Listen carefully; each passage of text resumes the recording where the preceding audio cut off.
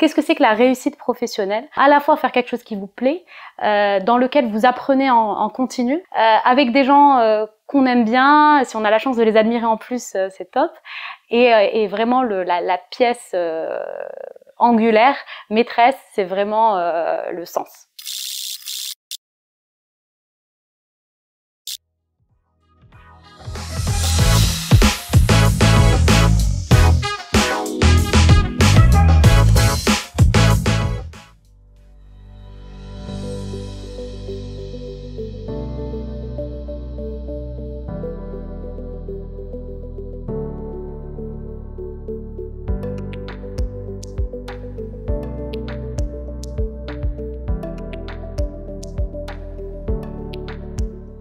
Alors, je m'appelle Hind Bentayeb, j'ai 37 ans, j'ai 2 enfants de moins de 4 ans que j'adore.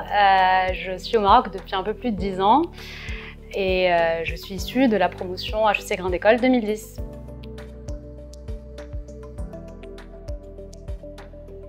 Innovix est une filiale donc, de l'université qui a vraiment pour but d'être un peu c'est un peu le chaînon manquant entre la bonne idée qu'on peut avoir au sein d'un grand groupe comme OCP ou d'une université comme l'UM6P et l'entreprise ou le projet en lui-même. Et donc l'idée c'est à chaque fois de créer des nouveaux business, de les incuber et de les laisser vivre leur vie en créant vraiment des filiales qui vont les opérer.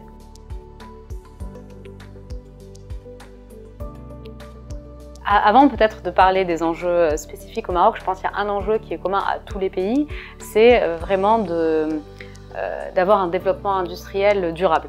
Alors durable dans le sens respectueux de l'environnement, mais aussi, et c'est peut-être un peu plus le cas au Maroc, qui est un pays en émergence, c'est vraiment d'avoir un développement industriel et économique pérenne. Le Maroc ne peut pas se contenter d'être un pays agricole ou touristique.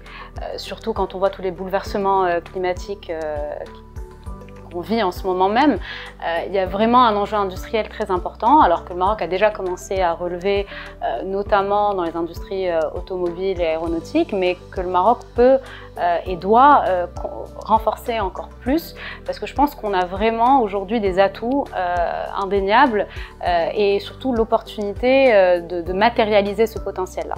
Et j'ai le sentiment, en tout cas j'ai l'espoir, qu'à ma petite échelle et au sein d'Innovix, on va pouvoir contribuer à la matérialisation de ce potentiel-là.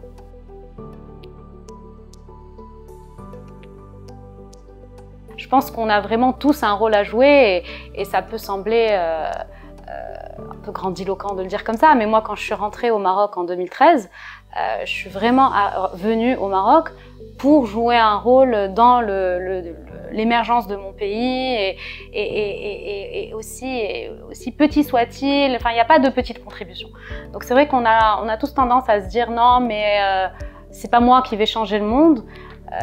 Et moi pendant longtemps j'ai été très cynique à me dire non mais je suis pas là pour changer le monde.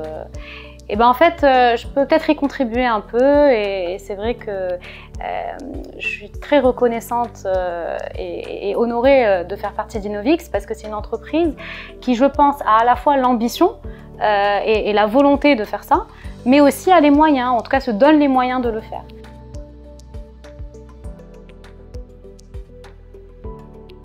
Alors, donc, quand on parle d'impact positif, donc déjà il y a un premier impact évident qui est celui des emplois créés, parce qu'aujourd'hui on est en train de construire 2 usines.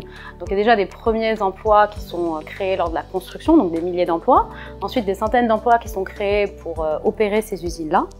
Il y a un premier impact, j'ai envie de dire, salarial. C'est aussi, alors je suis désolée, je vais être pas technique mais un peu ennuyeuse pendant 2 minutes juste pour vous expliquer un peu mon projet. Alors mon projet en fait, je fais de la valorisation d'un coproduit. Donc un coproduit, qu'est-ce que c'est? C'est en fait un produit dont on ne veut pas. Il est créé en même temps que le produit qu'on veut. Il est traité comme un déchet aujourd'hui, alors que c'est pas un déchet. C'est vraiment un produit qui a une valeur sur le marché. Et donc le projet dont je m'occupe aujourd'hui a pour vocation déjà d'arrêter de rejeter ce produit, donc il y a un impact environnemental positif, mais il y a aussi un impact économique, dans le sens où, comme je vous l'ai dit, c'est un vrai produit qui a une valeur sur le marché et qui va permettre de créer également localement des industries dérivées de ce produit-là.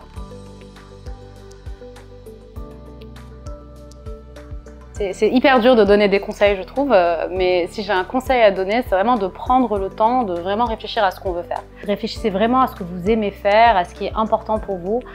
Tout à l'heure, je vous parlais de la quête de sens, qui pour moi est très importante, mais que je n'ai comprise que vraiment très tard en fait dans ma carrière.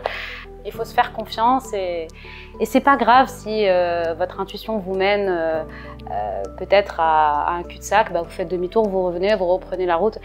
Encore une fois, la vie n'est vraiment pas un long fleuve tranquille, il faut tenter des trucs.